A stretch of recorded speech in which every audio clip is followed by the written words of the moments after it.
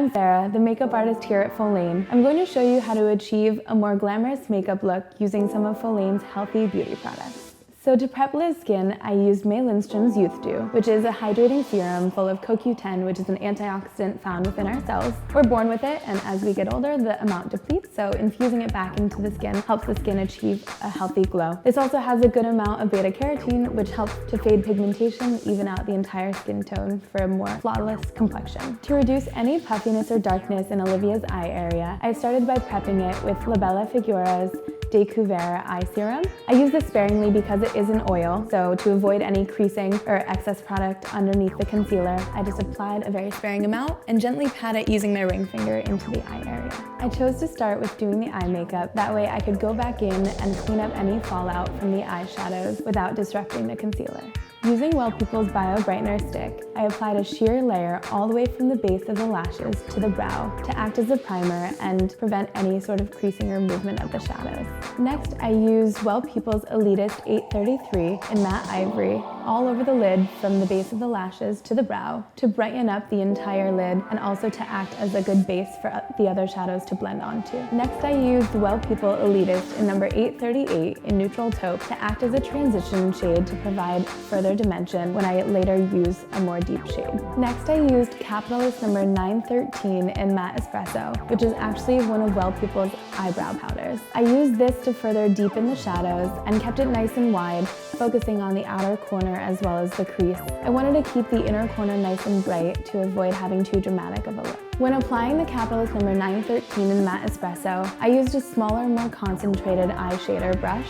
I also kept a fluffier crease brush on hand that helped me to blend the edges for a more seamless fade into each other. Using a clean, densely packed brush, I used a little bit of the Elitist number 2010 in a pink champagne shade to pack a little bit of the shade onto the inner corner. I packed this on the inner corner and then allowed the color to fade into the rest of the shades. Using this color adds a little bit of sparkle to the eye. So for liner, I used Jane Iredale's Jelly Jar in black in combination with Jane Iredale's Bent Liner brush. I picked up a bit of the liner in the pot and flattened the brush out on my hand, using my hand as a palette so that I could use the brush as a flat edge. I began just tracing the lash line at the root of the lashes and then thickening up the liner towards the outer corner. You want to make sure that when you're doing liner like this, you want to have the thinnest point be on the inner corner, and then you can gradually thicken up towards the outer corner. I finished off this liner look by adding a little flick to the edge just for a little added drama. Using Well People's award-winning Bio Extreme Mascara, I gently started wiggling the product into Olivia's lashes starting at the base. I then wiggled it up and kind of out towards me to separate and lengthen the lashes. This allows for a clump-free and effortless mascara look while still giving the added volume required for a more glam look. To add a bit more drama to the lashes, I used the bristles at the end of the wand to define individual lash hairs. So for the base, on hydrated skin, I applied Well People's Narcissus Foundation in shade 0, using a brush to even out the complexion. In areas that required a bit more coverage, I used the foundation stick as a concealer, using my fingertips directly on the product to warm it up, and then patting it onto the skin for a bit more coverage. To add a bit more shape into the face and a little bit of warmth, I used Well People's Bio Bronzer Stick. Starting at the temples, using a brush, I started blending the product into the skin. I brought it all the way in a C shape starting at the temple and tucking it down below the cheekbone like this. This allows a little bit of contouring to happen by creating a shadow just right under the cheekbone. For a highlighter, I chose to use Well People's Bio Brightener Stick. Using a brush, I started right below the eyebrow on the brow bone and took it in a C shape, just right around to on top of the cheekbone to add a bit of dewiness. To add a bit more color into the skin after foundation and concealing, I used Well People's Universalist Stick number 3 in Berry Aubergine.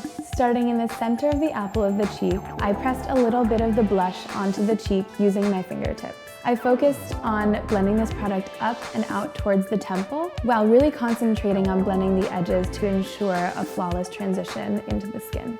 Using a lip brush in combination with Ilia's lipstick in Strike It Up, I started by defining Olivia's Cupid's bow. I used a lip brush so that I could have clean edges and a lot of precision while putting this lipstick on. After defining the Cupid's bow, I began by blending in the lipstick to the rest of the lips, being careful to be clean on the outside edges. I then used Jane Iredale's Pure Brow Brow Gel in brunette to seal the brows into place. As a final touch on the eyes, I used some of the brow pigment and blended it into the lower lash line of Olivia's eyes. This creates a little bit more definition and smokiness to the eyes. I finished the look by spritzing a bit of Josh Rosebrooks Hydrating Accelerator. It's a toner that you can set makeup with to allow for a more dewy look, but also to ensure that your makeup will last all day. And there you have it, a more glamorous makeup look using some of Follain's healthy products.